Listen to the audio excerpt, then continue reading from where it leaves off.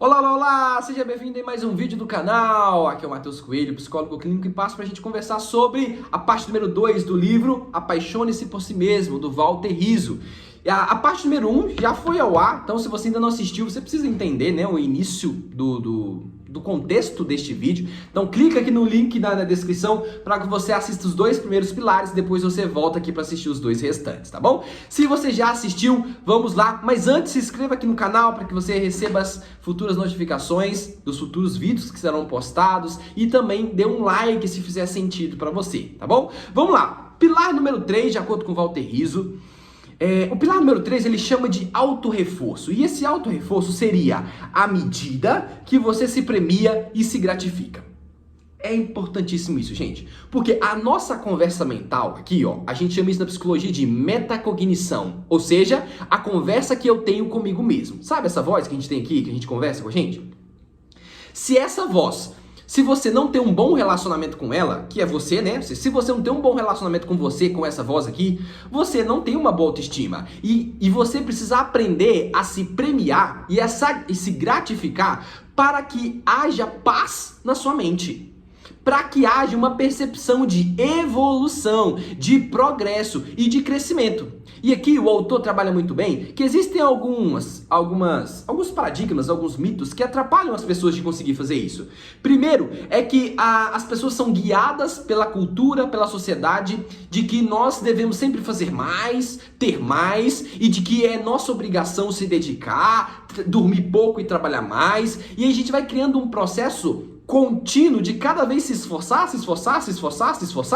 e nunca se parabeniza pelo seu próprio esforço e pelo seu próprio bem. E é claro que aqui eu não quero que você fique arrotando para as pessoas, eu sou bom. A gente já falou que isso, inclusive, não é uma característica muito louvável, né? De uma pessoa que de fato é madura. Eu sou a única pessoa que faz isso bem. Não, você vai falar aqui dentro, ó, na voz, metacognição, conversando com você mesmo. Eu, por exemplo, quando eu termino de gravar esse vídeo, que já era o objetivo da semana, eu vou falar, Matheus, parabéns, nós concluímos o que nós falamos que iríamos fazer. Isso me traz uma percepção de quê? De confiança, de progresso, de bem-estar. Isso me traz paz, até para quando eu vou deitar, eu vou pensar assim, nossa, hoje eu fiz várias coisas, hoje eu me elogiei. A gente não gosta de elogiar outras pessoas? A gente não gosta de receber elogios também?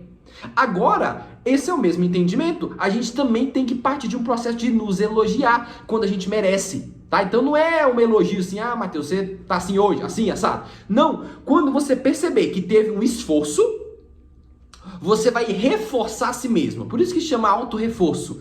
Autorreforço significa você vai reforçar a si mesmo, porque esse elogio ou essa gratificação, ela aumenta a chance do comportamento se repetir. Exemplo, se eu gravei esse vídeo, que é uma meta da semana, e eu me parabenizo, aumenta a chance de eu cada semana gravar mais vídeos, porque eu estou partindo de um processo de reforço.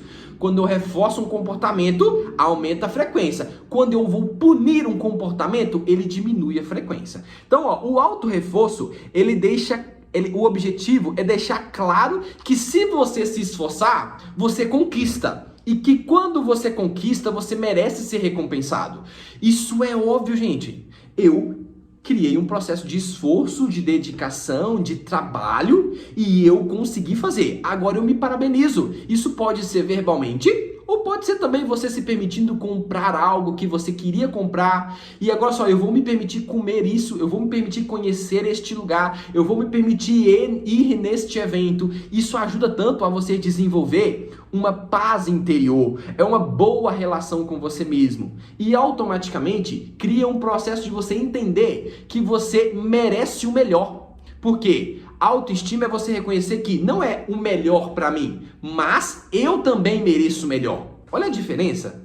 O melhor para mim, só eu quero, eu consigo, eu posso. Tem pessoas que têm essa mentalidade, né? Que só ela. Não. Um autorreforço, fruto de uma autoestima sólida as pessoas merecem o melhor, porém eu também mereço o melhor. Igualdade. Olha, essa percepção contínua de estar em equilíbrio. Por isso que a importância a importância da maneira que a gente conversa com a gente mesmo define muito como que a gente se sente. E a gente chama isso na terapia cognitivo-comportamental de modelo cognitivo. Ou seja, o que eu penso internamente influencia como eu me sinto e depois isso determina ou influencia como eu me comporto. Então, o pensamento influencia o sentimento e que também influencia o comportamento. É claro que nós acreditamos que o comportamento influencia o pensamento, influencia o sentimento, e o sentimento influencia o pensamento e também influencia o comportamento. Mas tem uma grande importância a gente entender que se a gente muda o nosso pensamento diante do que está acontecendo, nós conseguimos mudar o sentimento e também conseguimos modelar e ajustar o comportamento. Por isso, começa a ter um relacionamento saudável com você. Começa a ter um processo de elogiar, de entender que você merece, de entender o seu mérito, de entender o seu reforço, para que você continue reproduzindo aqueles comportamentos que você quer, tá bom? Esse foi o pilar número 3.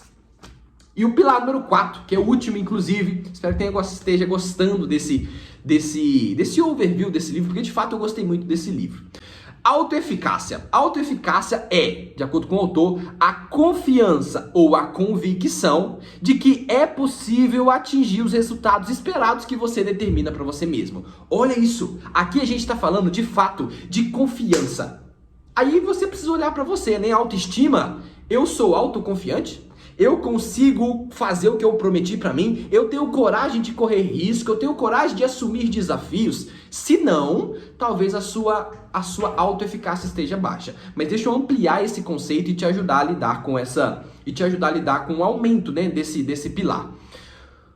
Para você entender, existe o seguinte: baixa eficácia. Vamos imaginar aqui, você não confia em você, você acredita que as coisas não vão acontecer. Muito disso é baseado nas suas experiências. Ou seja, vou citar um exemplo. Um dia eu tentei fazer uma apresentação em público. E eu fui mal. Eu errei, eu gaguejei, as pessoas riram de mim. Então, isso me trouxe uma baixa autoeficácia. Eu acredito que eu não sou bom em falar em público. Olha a minha fala. Eu acredito que eu não sou bom em falar em público. Agora, isso daqui vai gerar uma percepção em mim de baixa capacidade e de insegurança. Faz sentido para você? Ou seja, quando eu olho para o passado, eu não fui bem. Agora, a minha percepção sobre o meu comportamento é: eu não consigo, eu sou inseguro, não vai dar certo. Quando não vai dar certo, a gente vai para a terceira consequência aqui, que é a evitação. A evitação é o que mantém a baixa autoeficácia. Por quê? Neste caso, eu iria evitar. Eu recebi um convite para falar em público, mas eu evito. Por que eu evito? Porque o segundo ponto aqui é: eu não acredito que eu sou capaz. Eu não acredito que eu vou dar conta. Por isso eu evito. E quanto mais eu evito, mais eu confirmo a crença de que eu não sou capaz, de que eu não consigo melhorar. Aí esse ciclo, ele fica girando. Ou seja, eu tenho baixa autoeficácia, baseada no meu passado. Depois eu percebo que eu não sou capaz, né? Essa é o meu conteúdo interno. Terceiro, eu evito qualquer oportunidade de expor e me desenvolver. E 4, eu confirmo a crença de incapacidade. Isso intensificando a baixa autoeficácia. Fez sentido para você como que às vezes você está sustentando as suas crenças? Por isso que você não desenvolve, talvez, habilidade de direção, porque você sempre acha que não vai dar certo e você vai fazer de tudo para não dar certo. É o que a gente chama também de profecia autorrealizadora. Você tenta começar um novo relacionamento, mas você acha que você não foi feito para ser feliz. Você vai fazer de tudo para não dar certo. Aí você confirma a sua crença de que, tá vendo? Eu não fui feita para ter um relacionamento saudável. Aí você acredita que você não confia em você e de que você não é possível ser feliz, tá? Então, Matheus, eu entendi o ciclo. Como mudar isso? Agora, para a gente mudar isso, a gente precisa entender um processo aqui que é importantíssimo, que é: você precisa partir do processo de ter uma mentalidade crescente. Olha só, existe a mentalidade fixa e existe a mentalidade crescente. E a mentalidade fixa é aquela de: eu não sou bom, eu não sou capaz, eu não vou conseguir, as coisas para mim não dão certo. Deixa eu ver aqui que eu anotei algumas falas aqui, ó. O futuro já está determinado, as coisas para mim são sempre do mesmo jeito, eu não tenho sorte. Desculpa? nada pode ser feito. Foram algumas frases que eu anotei aqui, que eu escuto as pessoas falando no quesito de baixa autoeficácia. Então, você precisa agora sair da mentalidade fixa, de que você é assim, e partir para a mentalidade crescente, de eu não consigo fazer isso, mas eu estou disposto a aprender. Olha que mentalidade diferente. Eu não sou bom em falar em público, mas eu estou disposto a tentar.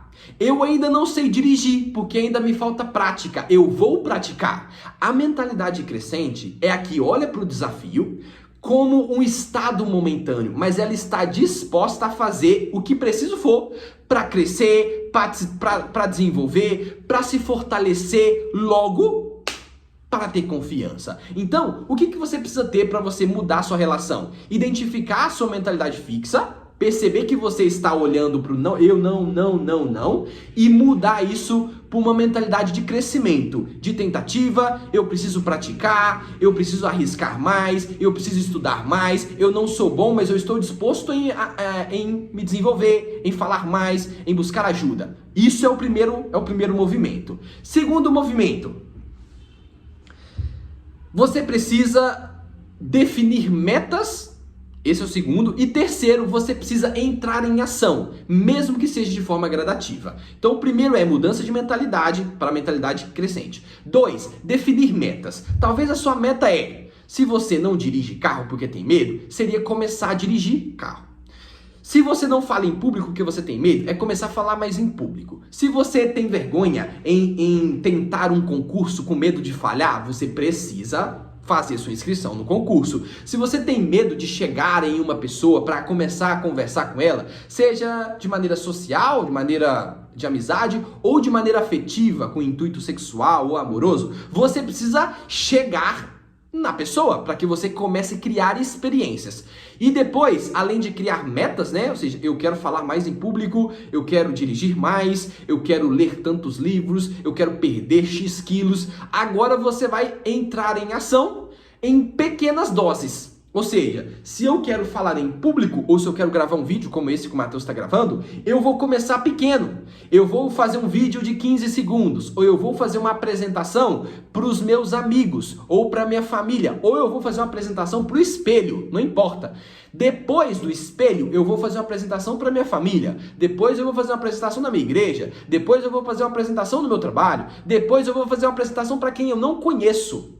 Ou seja, a mentalidade aqui é o seguinte: nós ajustamos o pensamento, depois nós temos um objetivo, que é a meta do que precisa ser desenvolvido. E terceiro, você entra em ação. E é aqui que muda, porque ao invés de você evitar, a evitação mantém o ciclo da baixa autoeficácia. Ao invés de você evitar, que confirma, né, a crença de incapacidade, agora você vai agir.